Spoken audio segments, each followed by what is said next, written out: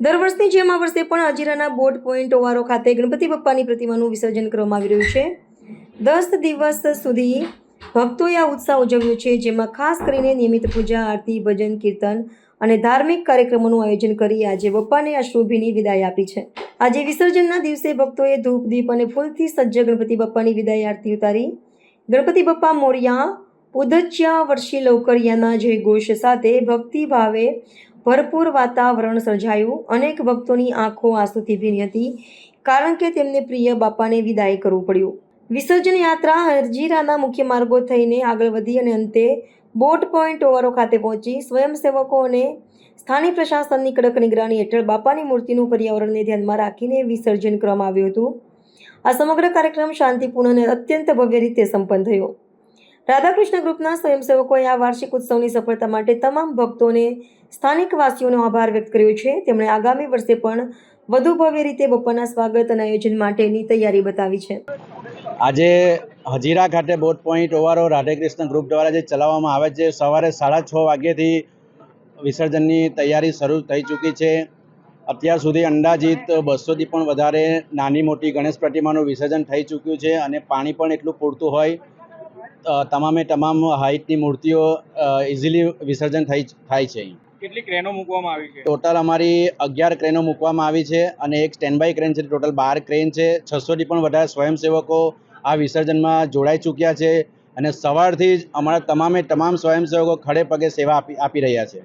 અંદાજિત સવારથી 6:30 વાગ્યાથી જે મૂર્તિ વિસર્જન થઈ છે, એમાં 200થી પણ નાની મોટી ગણેશ પ્રતિમાનું વિસર્જન થઈ ચૂક્યું છે અને મળતી માહિતી અનુસાર ગયા વર્ષે જે 6400 ગણેશ મૂર્તિનું વિસર્જન થયેલું હતું, એ આંકડો વધી શકે છે ચાલુ વર્ષે। ગયા વર્ષે સવારે 7:30 વાગ્યે વિસર્જન પ્રક્રિયા પૂર્ણ કરેલી હતી અને ચાલુ વર્ષે પણ અમારે આપના માધ્યમથી તમામ સુરતવાસીઓ ગણેશ મંડળોને વિનંતી કરું છું કે આપની ગણેશ પ્રતિમાનું વહેલી તકે વિસર્જન માટે ઓવારા પર લઈ આવો। આજે વિસર્જનની પ્રક્રિયા ચાલી રહી છે। આજે સવારે જ હેવી રેઇનની આગાહી હતી, પણ ગણપતિ બાપાની કૃપા થઈ છે। સુરતમાં ભારત વર્ષમાં જો સૌથી મોટા મુંબઈ પછી ગણપતિ વિસર્જન થતું હોય તો સુરતમાં થતા હોય છે। સવારથી જ સુરત મહાનગરપાલિકા, સુરત પોલીસ તંત્ર, વહીવટ તંત્ર સવારથી જ ખડે પગે છે। આજે સવારે જ બધા જ પંડોલોને સવારે મોર્નિંગમાંથી જ અપીલ કરી હતી કે આજે હેવી રેઇન છે, કે મોર્નિંગમાં જ વહેલા ગણપતિ બાપાને વિસર્જનની પ્રક્રિયા કરે, એટલે સવારથી જ આજે મોટી સંખ્યામાં ગણપતિ આવવાનું શરૂ થઈ ગયું છે।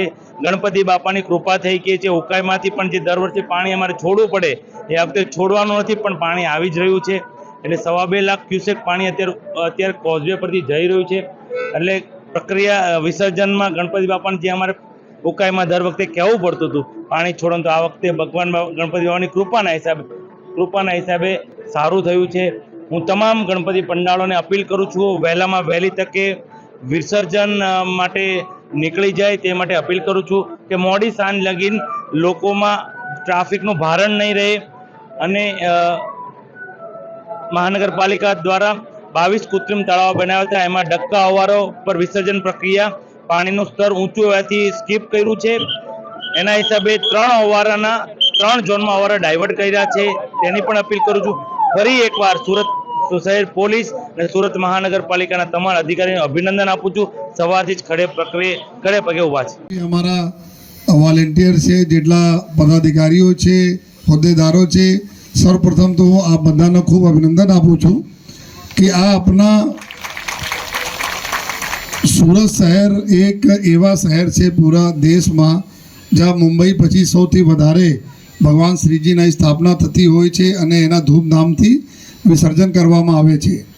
અને આ વિસર્જનના પ્રક્રિયા માટે જો જાણીતા જગ્યા આપણા હજીરા છે જોઈએ, અને હજીરામાં બી છેલ્લા 2 વર્ષ અમે લોકો જોયા જે રીતે આપણા રાધાકૃષ્ણ ગ્રુપ, અમારા તમામ ઇન્ડસ્ટ્રી, આજે અહીંયા તમામ ઇન્ડસ્ટ્રીના અમારા મિત્રો બેઠા છે અને આ એમએનએસના પ્રાંગણમાં થઈ રહ્યા છે, ત્યારે અમે તમામ ઇન્ડસ્ટ્રીના મિત્રોને એના માટે આભાર માનીએ છીએ કે એના થકી જે સુવિધાઓ ઊભી કરવામાં આવી છે, ચાહે અમે ક્રેનના જરૂરત હોય, ચાહે કટરના જરૂરત હોય, ચાહે એક્સપર્ટના જરૂરત હોય, ચાહે રોડ રિપેરિંગ માટેના અમુક જો મટીરિયલની જરૂરત હોય તમામ બિના કોઈ હિચકના બધા આપે છે. એના માટે અમારા ઇન્ડસ્ટ્રીના તમામ મિત્રો માટે એક જોરદાર તાળી થવા જોઈએ.